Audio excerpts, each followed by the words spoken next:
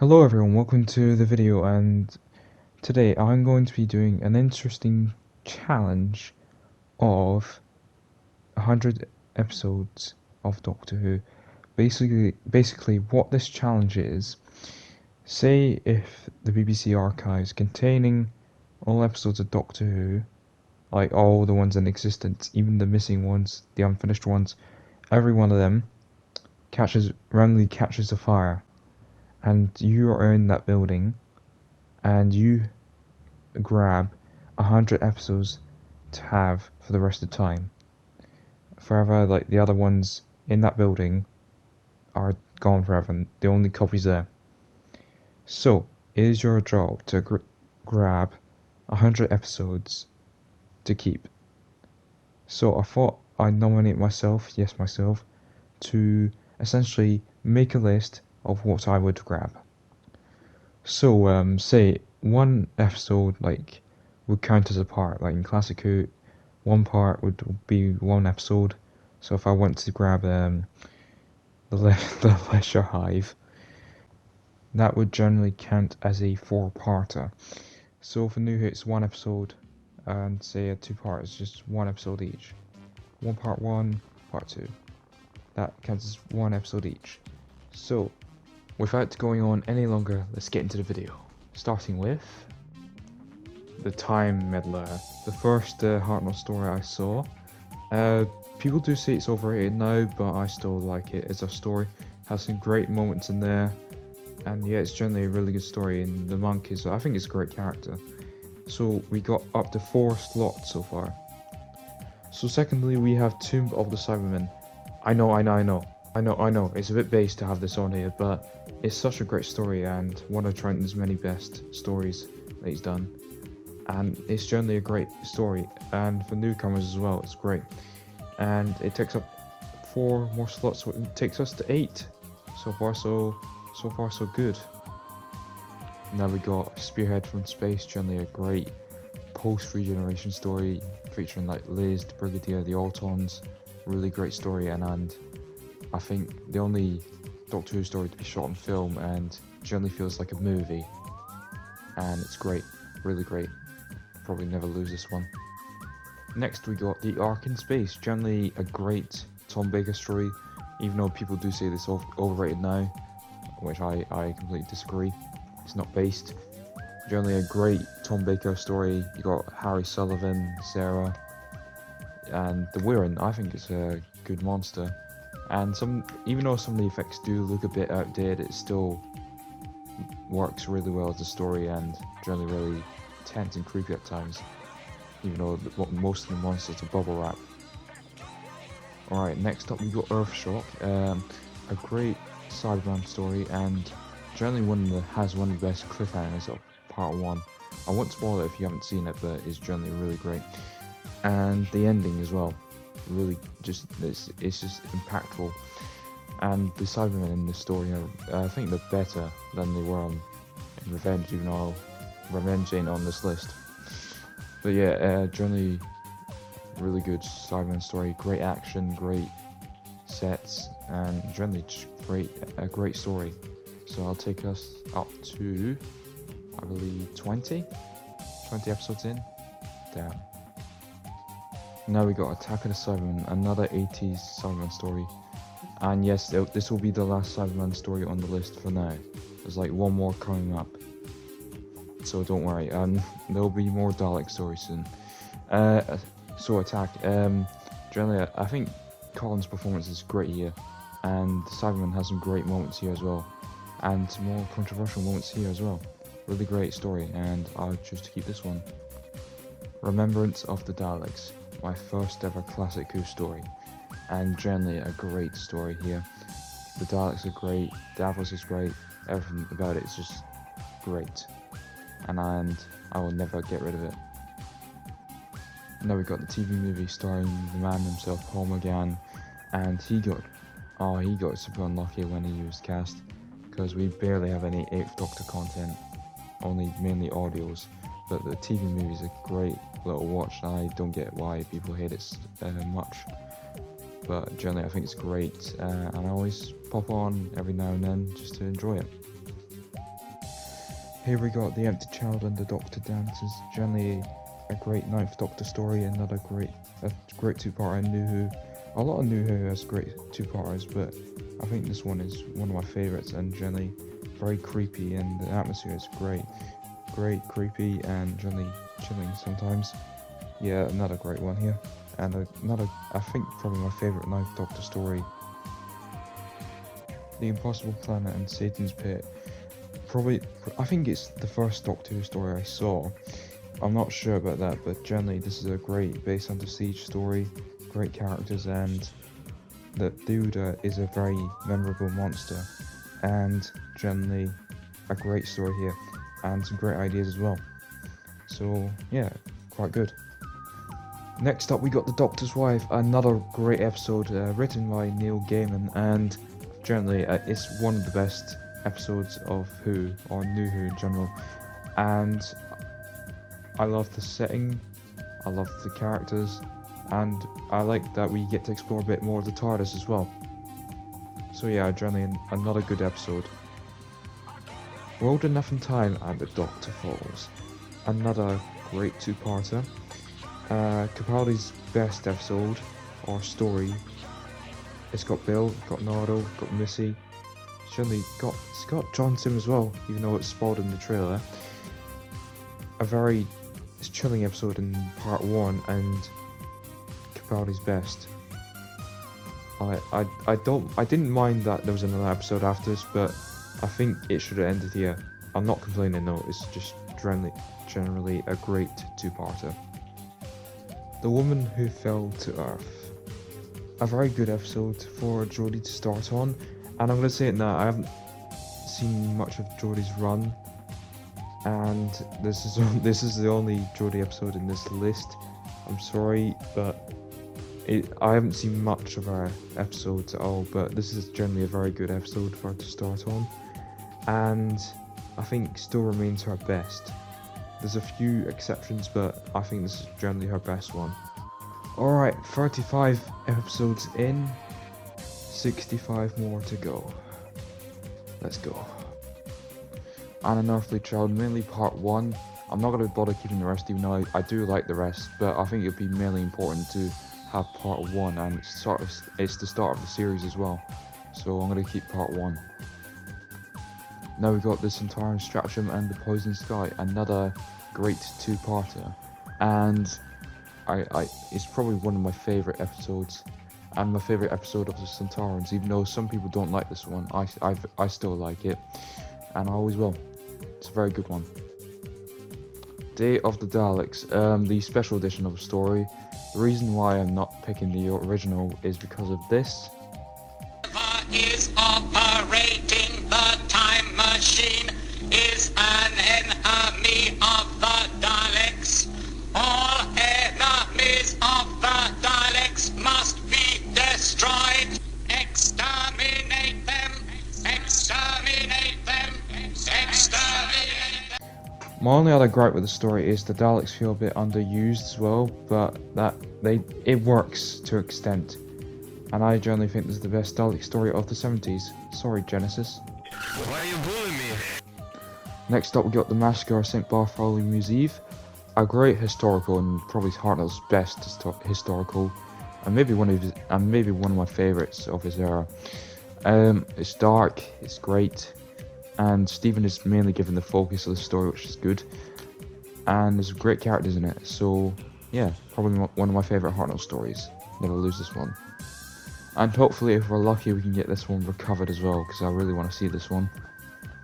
We got Dalek now, a very good story, and the characters are great. It shows the darker side of the Doctor, of the Time War that happened, and yeah, it shows how truly terrifying one Dalek could be. The Pandorica opens and the Big Bang. Probably Matt Smith's best finale, and one of my favourites in general. It's just very good. Part 1 has that excellent cliffhanger, and part 2, towards the end of it, just says it all. Like, it's just so good.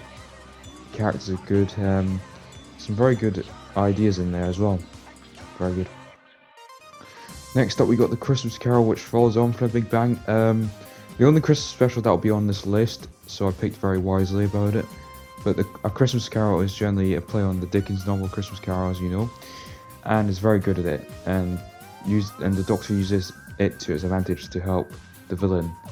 It's a very good story, I like it. We are now past 50 episodes and we've still got a lot to go. Only 50 more to go. Next up we got Enemy of the World, another great Patrick Troughton story, probably one of his top 5 in my opinion, maybe top 3 as well, featuring Jamie Victoria and the villain of the piece, Salamander, played by the man himself. A very, very good story, and I'm glad it was recovered as well, because reruns, what I've seen of them, I haven't seen much, but they did not do the story justice at all. Very good set piece as well, feels like very much like a Bond movie at sometimes. Very good. Next up we got Doomsday, a very good second part to Army of Ghosts. And sorry, I'm not going to include Army of Ghosts in this, even though it's a good episode. Doomsday, the reason I've gone for this one, because it's got the Daleks versus Cybermen in it. It's got one of the gut-punching endings of New Who. It's a very sad ending to me, in my opinion. And it's generally a lot of fun. Next up we got Human Nature, The Family of Blood, and Blink. Even though Blink's not linked to Family of Blood and all that, it's still very good stories, and I think some of the best stories, even though Blink seems to be a bit overrated now, it's still very, very good. No, we haven't had a multi-Doctor story yet, and I'm going to pick 2. The first one being The Five Doctors, a very good classic story, and one of the first DVDs I had. It's generally a very fun story and has a lot of good stuff in it, especially with the android. And also Tom and William Hartnell would be in this one as well, since what I mentioned earlier. But generally The Five Doctors is a very, very good story. Next we got Day of the Doctor, a very good 50th anniversary. One I actually remember watching live when I went out. Generally it was a great day. But Day of the Doctor, John Hurt, the only TV appearance of him as the Doctor, and you got Matt Smith and David Tennant. It's just very good. Next up we got The 11th Hour. In my opinion, is the best post-regeneration story in New Who and in Who in general. It's got a great pace to it, and it's generally a lot of fun as well. It's got some great moments in there as well. Terror of the Autons, which I think is a great story to open season 8 with. It's got Delgado, it's got Katie Manning, it's got Pertwee, it's got the essentials for a Pertwee story, and I think it rivals Spirit from Space in a way. And I would choose to include the updated effects for this one. I'm not saying the old ones are bad, I do like the old ones, but I originally preferred the new ones. But overall, I think it's a great story. A very, very good story. I see that we're lacking a bit of Tom Baker stories right here, so I'm going to put on The Hand of Fear, which I think is a great story, and I think it's a good departure story for Sarah Jane as well. I think it's her best performance as the character, and she kind of gets to play another one as well, which I think is good. And they also filmed like around a power plant, which I think adds to the immersion a bit more. So overall, I think it's a solid story. The Deadly Assassin, which is the only story in Classic Who where the Doctor is on his own, and I think Tom Baker here carries it very well. The Master is great as well, even though he's looking a bit decaying. And also the Time Lords are alright in this, even though some people say, oh, they've been dragged down a bit from the War Games, which I do agree on, but it doesn't bother me that much. It's still very good. Also, I see that we're lacking a bit of Capaldi as well, so I'm going to update more Capaldi and Baker later on, but we got Mummy on the Orient Express, which I think is Capaldi's best episode or second best. It's well plotted, and Frank Skinner's character, I think he's great. He could have been a companion, which it's a bit unfortunate that it didn't happen, but this episode is well plotted and well acted as well. So yeah, this is quite a good episode. Next up we got Turn Left, Stolen Earth and Journey's End. I think my favourite of the RTD finales, even though some people don't consider Turn Left as part of the finale for Series 4, I do. And also Journey's End is a bit weak than the other two, but I still enjoy it. I don't think it's bad. I don't think it's bad at all. I think it's good. But overall, I think it's probably my favourite of the RTD finales, and it's a very good episode. Waters of Mars, a great episode and one, I think, David Tennant's penultimate story. And it's just generally a really good episode. It's got some great action, it's got some great moments in there with David and the 10th Doctor going, "Oh, I am Time Lord victorious." Generally very good episode and probably his best. And this will be the second to last episode that I'll be picking. And it is The End of Time. His last story, mainly part 2, because I do think part 1's good, but it's not as good as part 2 is. But generally, End of Time part 2 is just great. I always find myself watching it from time to time, and it's generally really entertaining as well. So yeah, quite sad in some parts as well. And Wolf is just a good companion. I wish he stayed longer. It's just generally very good and probably one of my favourites. So yeah, End of Time Part 2. Flatline, a very good story written by the same guy who did Mummy on the Orient Express. It's got some great ideas, got some great moments in there with Capaldi and Clara. And I think it's just very good, and one of Capaldi's best, I think. Which is really very good, and I think this is probably one of his top 5 best stories he's done. Very good. Into the Dalek, a very underrated Dalek story in my opinion. It's just very action-packed. Got some great moments with him. In this episode, he sometimes acts like Malcolm Tucker, which I find funny. But yeah, I think this is a great story, and I think it's underrated as well. I think one of the underrated Capaldi stories. And yeah, I generally think it's very good. Heaven Sent. Probably one of the best episodes of New Who. I don't care if you say it's overrated. And I think it's the only episode where the Doctor's on his own in New Who. They've done it in Classic Who with Deadly Assassin, but I think this is the only example of the Doctor on his own. Maybe, correct me if I'm wrong. But I generally think this is Capaldi's first or second best episode he's done. His performance is top notch. And probably one of the top 5 New Who episodes I would keep. Inferno, probably one of the most popular Doctor Who stories out there. It's one of John Pertwee's best stories. I don't think it's his best story, but I think it's one of his best. And I do find it a little bit overrated sometimes, but that doesn't detract from me enjoying it. It's just a very good story. And the cliffhanger to episode 6, oh, that is dark. That is really dark. And yeah, it's a really good story. Yeah, probably one of his top 5 best stories. And also, we are nearing the end of our list. We've only got 9 more to go, which is insane. So let's get to it. Amy's Choice, a great episode here, and Toby Jones, he's super good in this. He's the Dream Lord. He's a great character, and I also think he should come back. But Amy's Choice is a great story, and personally, I don't know, it's probably one of my favourites, even I say this a lot. Probably one of my top 5, top 10 stories. It's just so good. Pyramids of Mars. I think this is potentially my favourite Tom Baker story. I haven't seen it in ages, but I just remember it being so good. It is probably one of my favourite Tom Baker stories, if not my favourite. I would definitely keep this one. Lastly, I am now picking Power of the Daleks, mainly episode 1, 2, 4 and 6. These episodes are quite good and introduces probably one of my favourite Doctors, Patrick Troughton. It's just so good, and the Daleks are very cunning in this as well. So yeah, that is my 100 episodes I would pick. It was a tough call between Evil or Power for me, because I wanted Evil or Power in this list. I know we're missing like 2 episodes of Power, but I think those episodes I picked there are the best ones. And generally, yeah, I think that's what I pick. I know I should not be doing this, but I'm going to have to give an honorable mention to a story I really wanted to put on here, but it's run out of space to do it. So I'm going to give it to The Invasion, a great Cyberman story, and generally the Cyberman in the 60s had lots of great stories, except for one weak one, which I don't really hate.